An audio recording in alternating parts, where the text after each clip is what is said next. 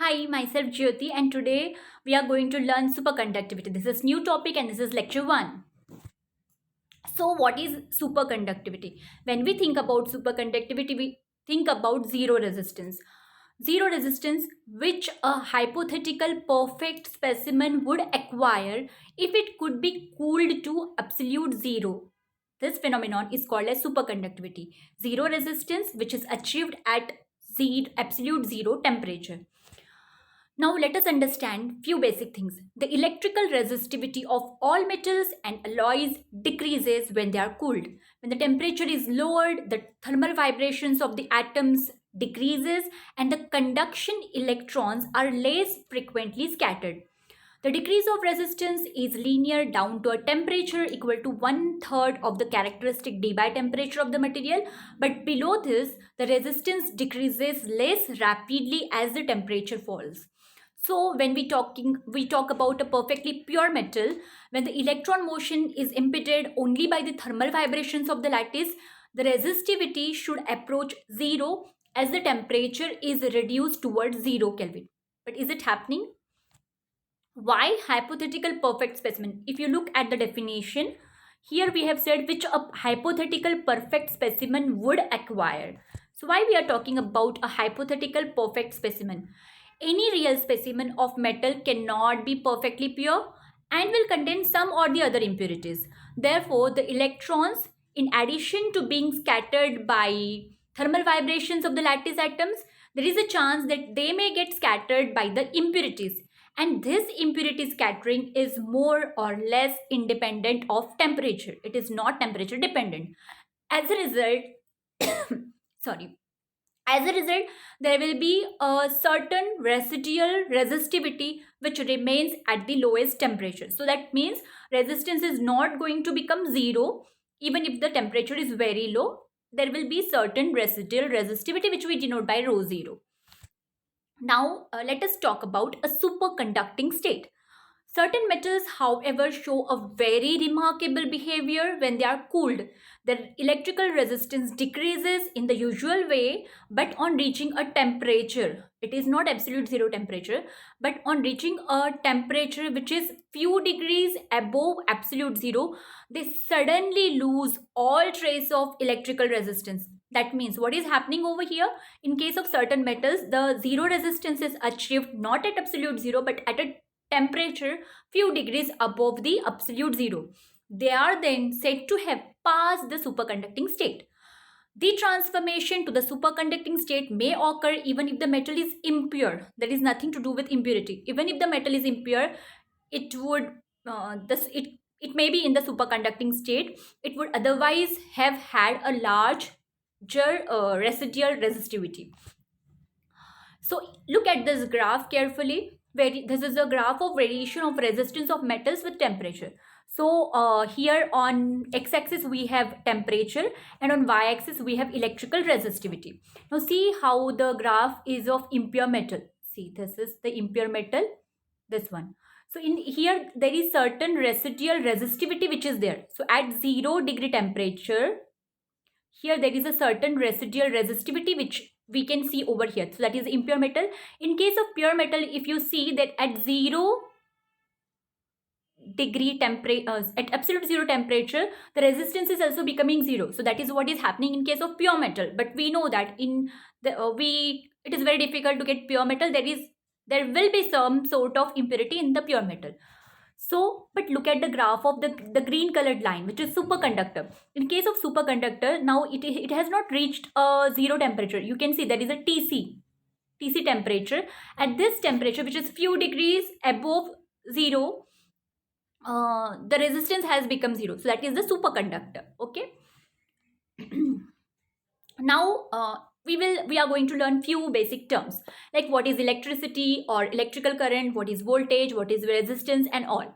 So first we will talk about electrical current, movement of electrons through a material. That is the simple definition of electrical current. Now, how the electrons flow? We need to add energy or to push them. The energy we supply to electrons or the push we give them, that is nothing but the voltage. So what is voltage? Voltage is the push or energy given to electrons to flow. Now, the amount of voltage we apply to a conductor determines how much electrical current will flow. If you will apply more voltage, more electrical current will flow. That is simple. The more we push on the electrons, the faster they move, the more will be the current. So, more voltage, more current.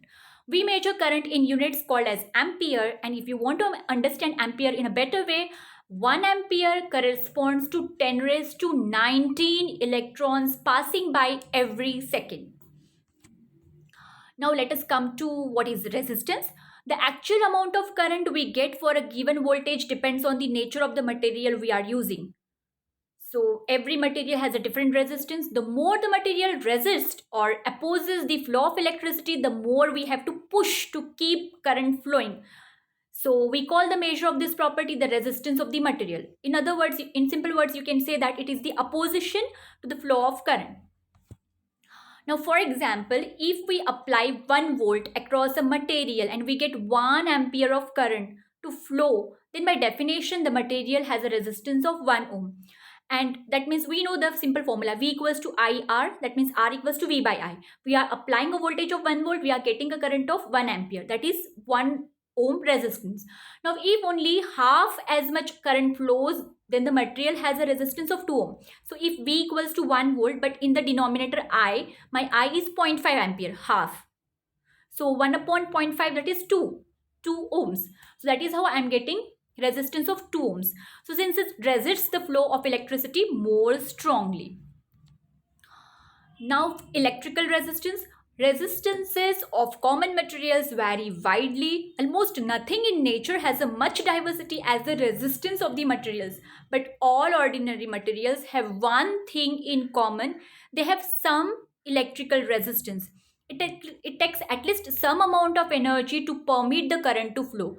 Electrical resistance is a form of friction, you can say, like the heat generated by tires skidding on the pavement. Similarly, electrons lose their motion in a metal by heating up the metal.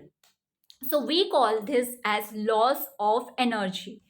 So superconductors are extraordinary. They are unique because they alone are immune from the effect of Joule heating. It takes no energy at all to make current flow in a conductor, and no energy is lost to friction to sustain the current either. So its electrical resistance is precisely zero. Otherwise, all the materials, they have a little bit or whatever amount of resistance is always present there, but superconductors, they don't have. Now, who discovered superconductivity? Dutch physicist H. Kamerlingh-Onnes in 1911, he discovered superconductivity. And the first characteristic property of a superconductor, that's its electrical resistance for all practical purposes, is zero below a well-defined temperature Tc. And that Tc, it is called as transition or critical temperature. Now, what is transition temperature? That is what we have studied just now. So transition temperature and impurity. Tc is not very sensitive to small amounts of impurity through though magnetic impurities tend to lower the Tc. This we discussed earlier, so that electrons, they get scattered because of the thermal vibrations of atoms, and they also get scattered because of the impurity atoms. But scattering, impurity atom scattering, that is not temperature dependent. So, but if you add some magnetic impurity, then the transition temperature is lowered. Now, ferromagnetism, in which the spins of electrons are parallel to each other, is compatible with superconductivity. Iridium and molybdenum, which is in a pure state, have a very low transition temperatures and which may be destroyed by presence of minute quantities of magnetic impurities. Not all metals have been found to be superconductors. Example, copper, iron, sodium, they are not superconductors. Large number of alloys exhibit superconductivity. Niobium is the metallic element with the highest transition temperature, 9.3 K, but some alloys and metallic compounds remain superconducting up to even higher temperature. These alloys with relatively high transition temperatures are of great importance in the engineering applications of superconductivity. Thank you so much.